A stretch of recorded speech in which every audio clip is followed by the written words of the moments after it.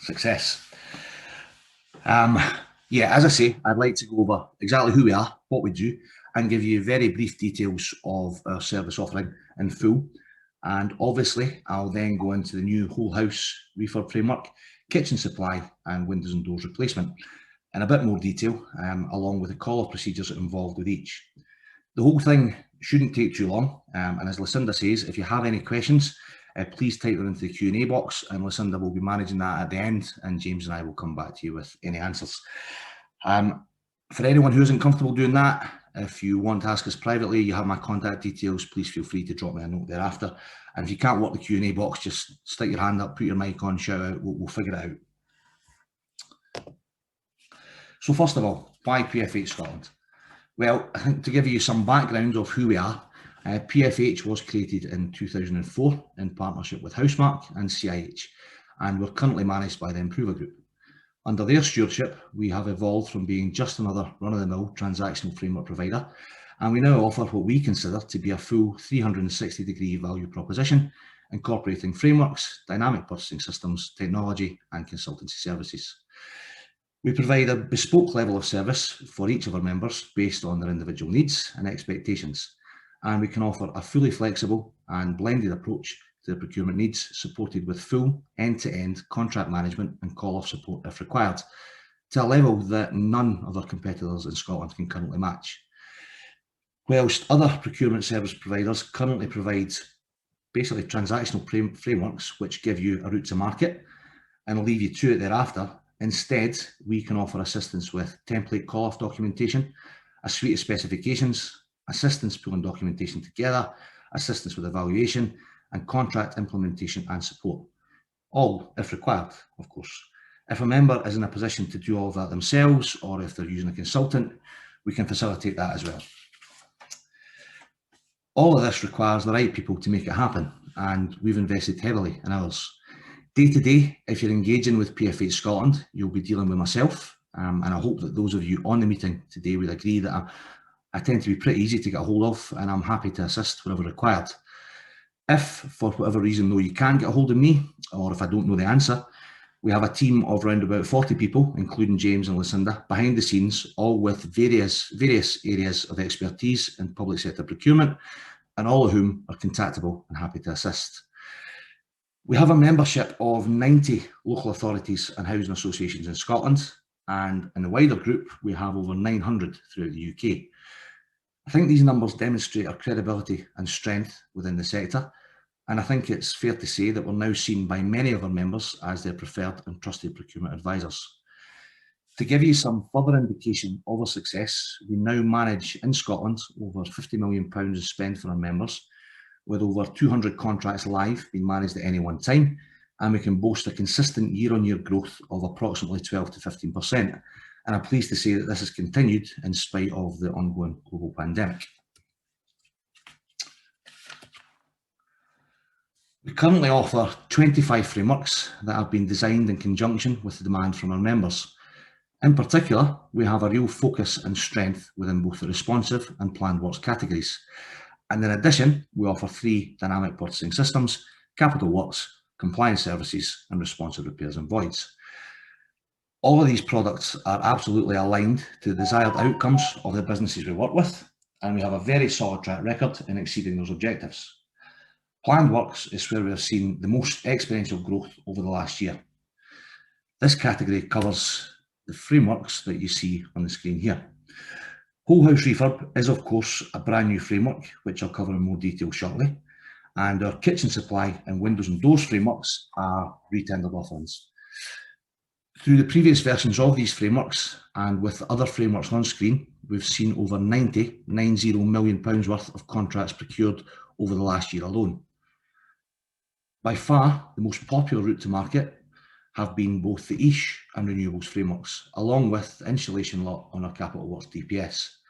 And that's probably pretty reflective of the current and future priorities within the sector.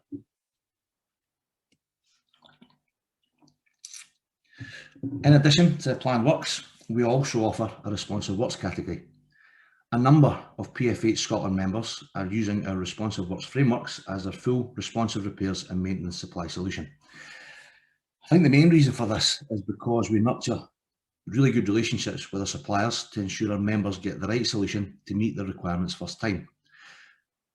Our materials framework in particular is something that we're very proud of. Since 2013, we've managed over £500 million worth of spend throughout the country across the 3 iterations of the framework. As you'd expect, we've got all the major nationals across all the main areas of spend, but the real added value, or one of the added value parts that comes with this framework, is the exclusive consortia partner NMBS, who offer easy access to over 1,000 local merchants throughout the country. Recently, we've seen a real surge in interest from local authorities looking to source the likes of air source heat pumps, so on and so forth, through the materials framework. And again, I think this is pretty reflective of the requirements currently at the forefront of their thoughts. As well as plumbing and heating, you can see, there's a variety of lots on there covering pretty much anything you'd be looking to procure materials-wise. And finally, our support services framework. Not going to run through these in any great detail, but as you can see, the category offers tailored and robust services to ensure our members can operate efficiently and effectively. As you can imagine, the PPE lot of our janitorial framework, and you can see on the slide there, has been one of the busiest of all our products over the last year. So on to the whole house refurb framework. This has come about, it's a brand new framework, and it's come about as a result of an extensive pre-tender engagement exercise carried out over the last year to ensure that it's aligned as closely as possible with our members' requirements. During this exercise, we engaged with 20 of our members on numerous occasions who between them own or manage over 30% of Scottish social housing stock. This gave us a real flavour of the pressures being felt by our clients and what they would like to see in a framework to help alleviate these. During the last year, we became members of the Supplier Development Programme in an effort to engage with and support as many SMEs throughout the country as possible. As part of our membership, we undertook a webinar with a number of their members in an effort to demystify the tendering process many of them feel surround public sector procurement, and in particular frameworks, still quite often seen as a dark art amongst many smaller contractors. And finally, when the documents were pulled together following the pre-tender exercise, these were advertised on PfH Scotland by way of open procedure, as you'd expect. A PIN notice was issued initially in October of last year, followed by the contract notice shortly thereafter in November. As with all of our frameworks, the process was carried out in strict accordance with procurement regulations, and the framework is fully compliant with Scots law. From the pre-tender exercise, it was clear that there was a desire for regionalised lots to support SMEs and local suppliers. The framework was therefore tendered on a Scottish standalone basis, broken down into the regions shown on the map. From the pre-tender exercise, it was clear that there was a desire for the lots currently being shown on your screen. Other key points that were taken from the pre-tender exercise from members and suppliers and implemented to the tender process were that the framework was tendered using Scheduler 8s, in this case NatFed version 7.1. There's a degree of flexibility with these frameworks with this framework around the use of contracts, instead of being restricted to our standard call-off contract as perhaps they would have been previously. And there was a real focus on social impact and sustainability as per the Procurement Reform Scotland Act 2014.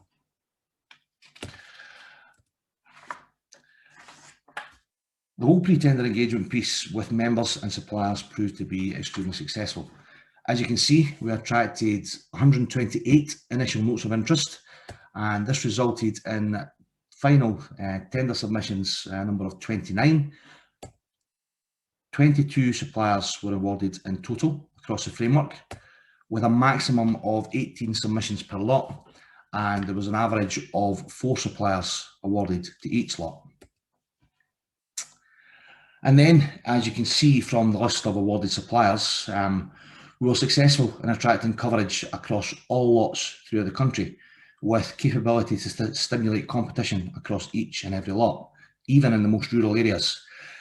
I'm sure those of you who've experienced in areas like these, and those who've accessed pre-tender frameworks before, would agree that this is highly unusual on a procurement services providers framework, and I think it's testament to the level of engagement we undertook at the pre-tender stage. Over 2/3 of the suppliers that you're looking at on screen are classified as SMEs. Obviously, as with any framework, the suppliers who have been awarded, unfortunately, may not suit everyone. If that is the case, it's worth noting at this stage that we do offer our Capital Works DPS, and that covers pretty much everything that is contained within the framework. As most of you, I'm sure, are aware, new suppliers can be added to this type of offering at any time, thereby giving any suppliers who are not in the framework the opportunity to bid for any works you may have. That's proven particularly popular in, or has done up till now, in rural areas where some of the bigger boys, if you like, aren't as keen to travel to like Dumfries and Galloway, Moray, Inverness, so on and so forth. And finally, on this framework, you've probably noticed that there is no provision for insulation contained under the terms of whole house. And that's something that I think you may have expected to see. That's because we already cover this under both our renewables framework and our Capital Works DPS. Both have proved extremely popular with members, with both local authorities and RSLs throughout the country, who are tapping into these for a variety of projects, both large and small. In addition, social enterprises like the Energy Agency are currently utilising the insulation law of the DPS for a number of HEAPS HABS funded projects over the last year. Going forward, insulation will also be covered under the retrofit law of our upcoming East 2 framework, which is due out in September of this year. We've already completed an in-depth pre-tender exercise with members and suppliers alike, which some of you on the call today have actually assisted with, and the PIN notice has been issued this week, and we're already seeing a great degree of interest in that from suppliers.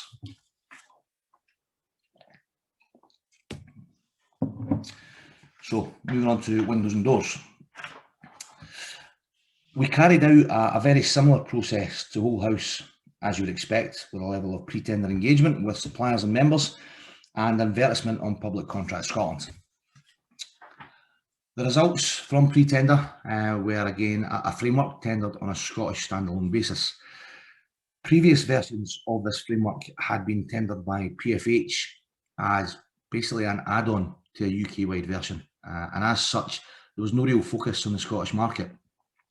I think with this and the kitchen supply framework, which we'll move on to, we've managed to change this.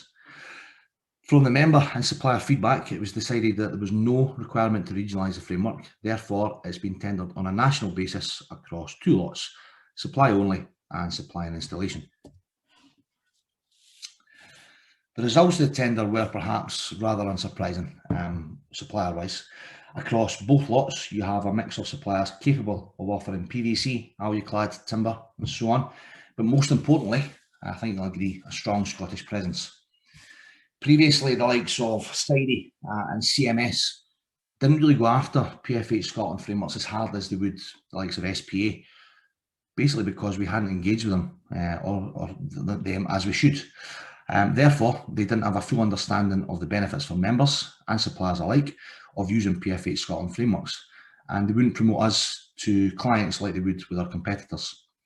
One of the first tasks I undertook when I started with PfH over a year ago was to use my existing relationships with the Scottish suppliers that I brought from a previous role in an effort to attract them to the new frameworks. And I think the results of that, when you look at the suppliers that are on here, speak for themselves. And I'm pretty pleased with the outcome of the tendering process. And likewise with our kitchen supply framework, which I'll move on to now.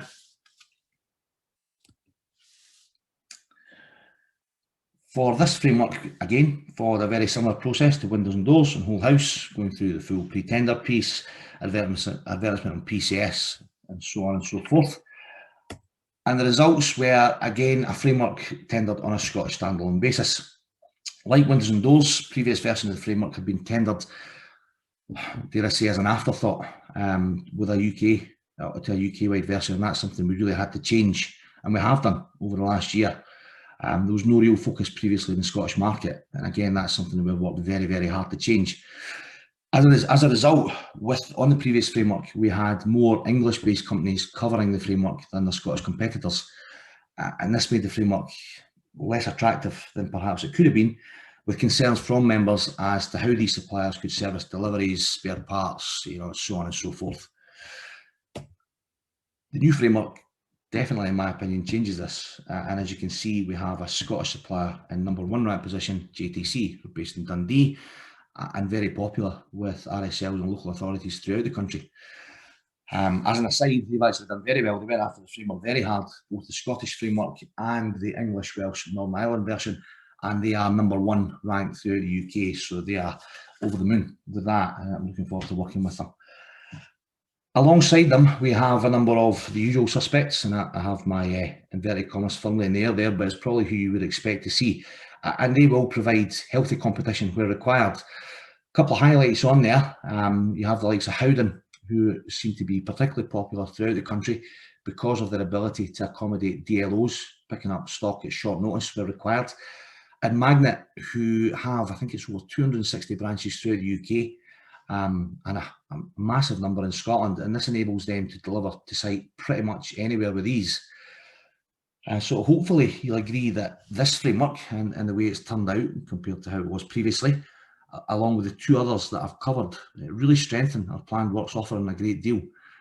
Along with the existing frameworks, and the end-to-end service that we can offer our clients, I think personally that we have one of, if not the strongest offerings available on the market.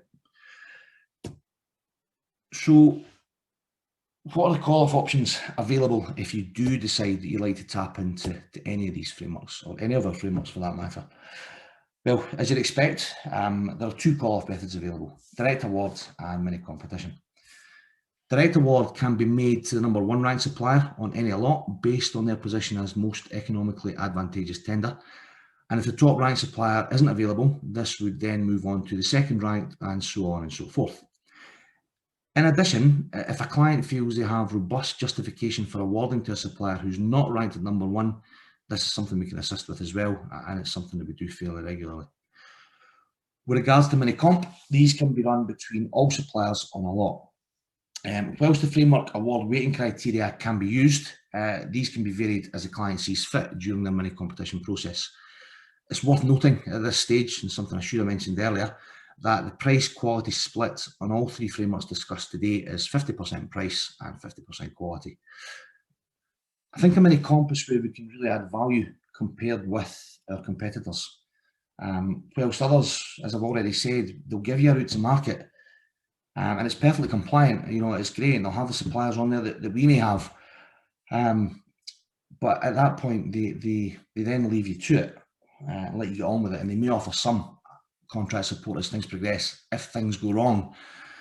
That's not really the approach we like to take. We like to be involved as much as you let us, to be honest. We're not here to step on anyone's toes. We're not here to impose ourselves, but we do have, as I've already said, a real cradle to grave service that we can assist with, and we really feel we can add value at this stage.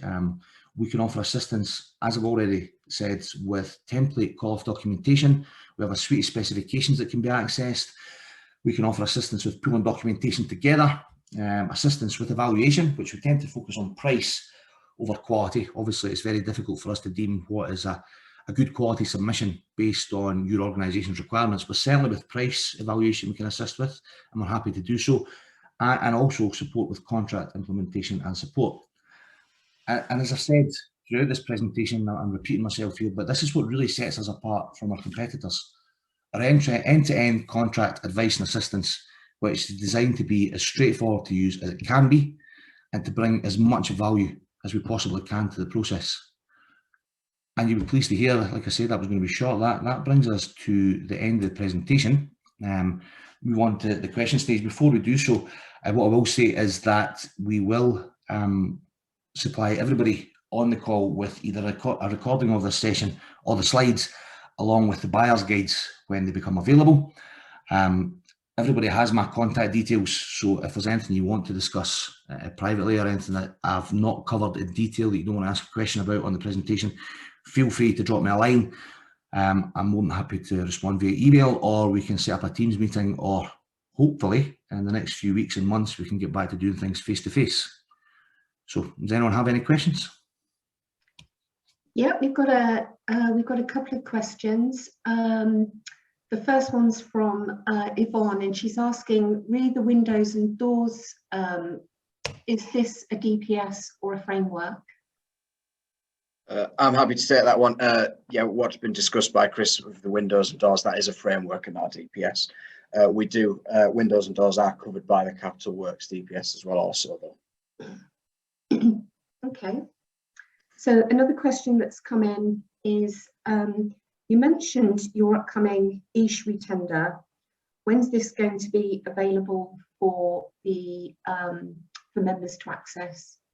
So the current EISH framework expires on the 28th of September of this year. We're well on in the stage of developing the new framework. The PIN note has been issued to generate interest with suppliers. Our aim is to have no gap with the new framework, so I suspect from early September we'll have our EISH2 framework in place for members to access. Probably worth noting actually, if you would like some more information around the framework, or if you'd like to discuss some of the requirements or the challenges that you're facing, again, we'll be circulating myself and Chris's contact details. So if you do want to have a chat with us about that framework, again, we're more than happy to do so. Now, I think I've spoken to a few of you already on this, but yeah, if you've got any thoughts, feelings on it, but yeah, more than happy to sit down and have a chat with you around that. Okay, thanks. So another question is, Chris talked about contract flexibility in the award for whole house, the whole house framework. Does this mean we can use JCT, SBCC? Yeah, I give the straight answer up front. Yes, it does. You can use those suite of contracts as well as any bespoke contracts that you may have drawn up for your local authority or housing association. Something that's been fed back to us with the member engagement, around having that contract flexibility using model forms that are familiar to both suppliers and members. So that's, yeah, that's been written into the framework.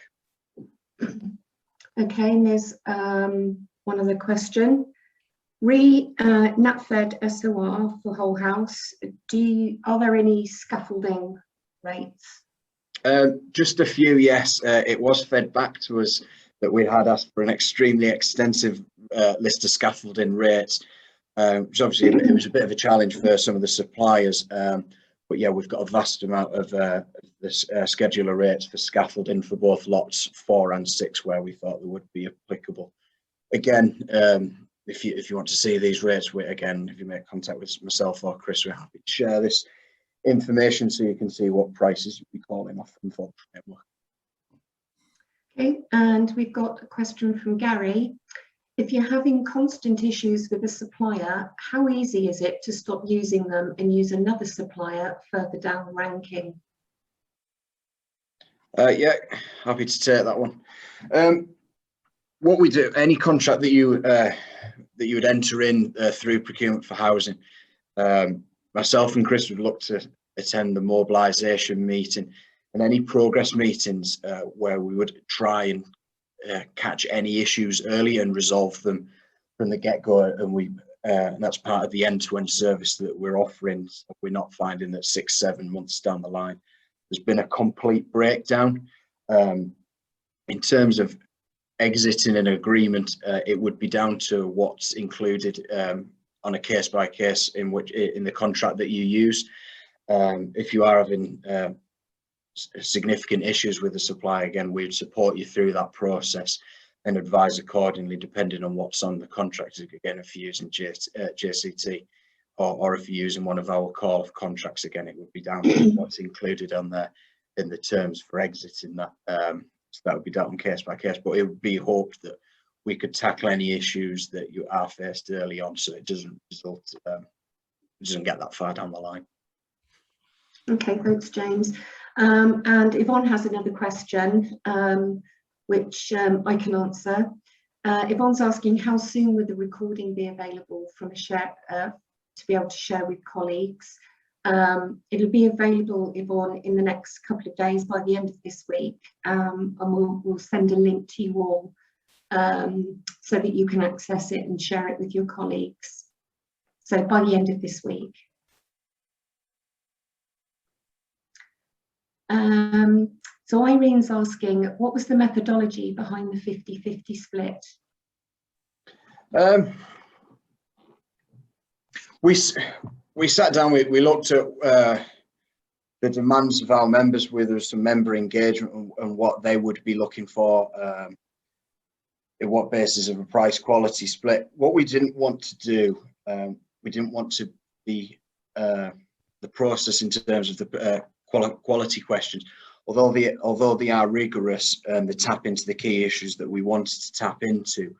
We didn't want to entirely exclude SMEs from the process. We wanted them to have equal footing and not to have it weighted towards the larger nationals or UK-wide organisations that are able to offer various options in delivery, which may not be required but can result in higher scores in the evaluation. And obviously it gives that allowance. If you want to have a mini competition, that again, you can move 10% either way. So if you were looking for a mini comp with a greater quality split, that we can do that. And again, if you're looking for a greater focus on price, we can do that as well. Okay. There are no other questions pending. Has anyone got anything they'd like to ask before we close the session? No, it doesn't look like it. Oh, thank you everyone for joining us. I hope you found that useful. We'll be in touch afterwards with more details and with the link to share the video with your colleagues. Chris and James, have you got anything else to add before we end the session? No, just to emphasise, if you've got any questions, like I said, don't hesitate to get in touch. If you just want to give us a call or drop us an email, we'll come straight back to you if it's around this framework or the EASH framework that's coming up, or anything else on the back of that. Yeah, and just reiterate that, as I said at the end of the presentation, if anyone's looking to discuss anything, I'm more than happy to come and see you as soon as we're allowed. Just drop me a note. Great. Well, thank you very much, everyone, and hope to see you soon. Thanks, guys. Cheers, guys. Thanks very much. Yes, thank you. Bye.